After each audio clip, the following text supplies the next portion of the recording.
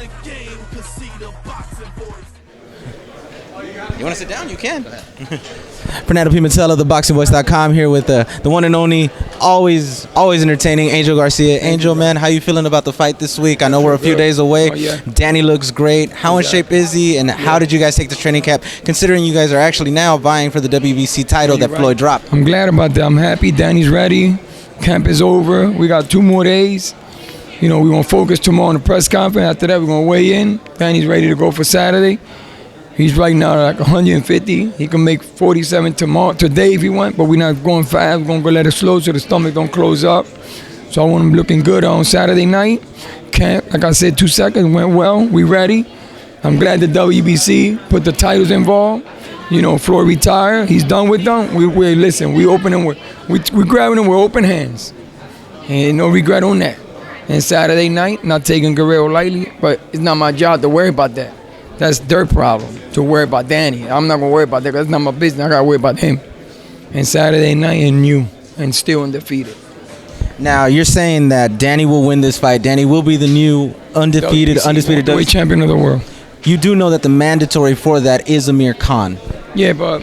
Your thoughts on that? Yeah, but honest to God with you, brother, I'm going to be honest to you. He could have fought... the last time I think he fought 2 years ago. He could have fought in 2 years. Why are you sitting around waiting for something? You let God take his course. You let destiny take its course. When you start asking for destiny, it doesn't happen. When you start wanting things your way, because shit don't go your way. So if Floyd didn't give him a shot or whatever, the WBC didn't want to give it to him. That's not got nothing to do with that. All I know is Saturday night we're fighting for the WBC championship of the world. Welterweight championship of the world. Khan is not even in my radar. Nah, I love the confidence and everything. You do know the names that are in this WBC tournament. There's Aaron Martinez and Sammy Vasquez, who are the co-main event of this fight. They're in the tournament as an eliminator. There's also Lamont Peterson versus Andre Berto. I forget who the wild card is at this moment. After, I know, not even looking beyond Guerrero, but after Guerrero, who are you guys seeking, and do you guys want to fight in Philly, or where do you guys want to fight after this? No, it's whoever. It's like whoever else wants to do. That's how we do it. I train Danny. Danny trained to fight. I train him to be a fighter, and I'll pick the matches and all. That's y'all's job, because if I go against the grain, then shit happens. I'm not trying to be like the other guys that want to go against the grain, and when you go against the grain, everything goes bad. Exactly. It's like you being a writer. Or you know, do your thing on your Instagram, whatever, on YouTube, whatever it is. Yeah. And now you want to be the cameraman too now. Yeah, now you can't do that. Yeah, exactly. You want to do. Everybody has a job, so that's how I work. Because when it's destiny, it's meant to be. When you go against destiny, it's not meant to be. Because now you making shots, you making calls. It's not destiny. Well, let's talk about making destiny, because you guys are actually making your own destiny up in Philly. You know, you guys have the gym, you guys have the barbershop. Exactly. I saw a video where you said that you are now like renting a saloon out and everything like that. You guys are basically not only building for you guys right now, but you're building for the Garcia family in the future. Exactly. How does that make you feel, knowing that you and Danny have basically been able to put your entire family in this position where they could be blessed from generations on? No, you're right. You know, it's like a flipping a coin. I had to flip coin when he was younger. I had to take jobs with no retirement behind him, because I had to be in the gym at 5. I used to call it holy time. From 5 to 7 was called holy time. It was nothing came between the gym.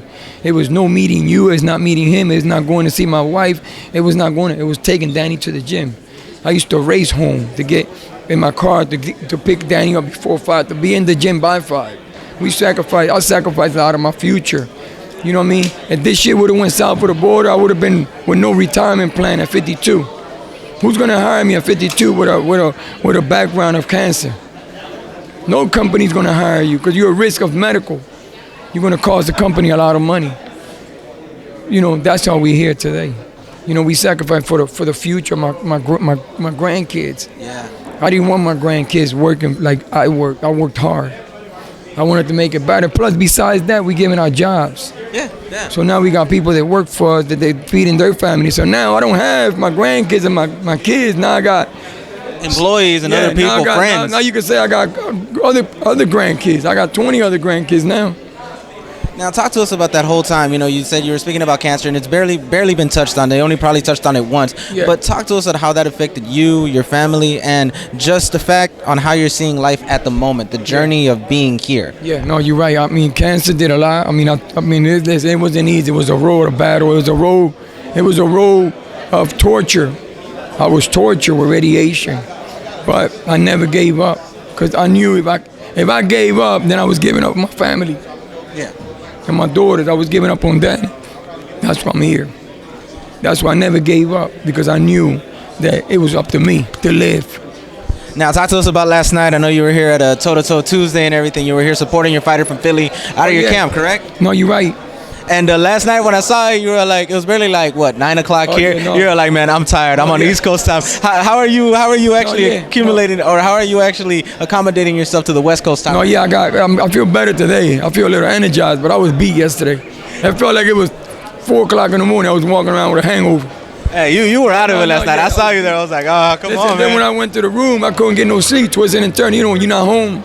Yeah, it doesn't. You like the comfort of your own bed. Exactly. Hotel life is not the place, but when you're in the business of sport, any kind of sport, that's part of your.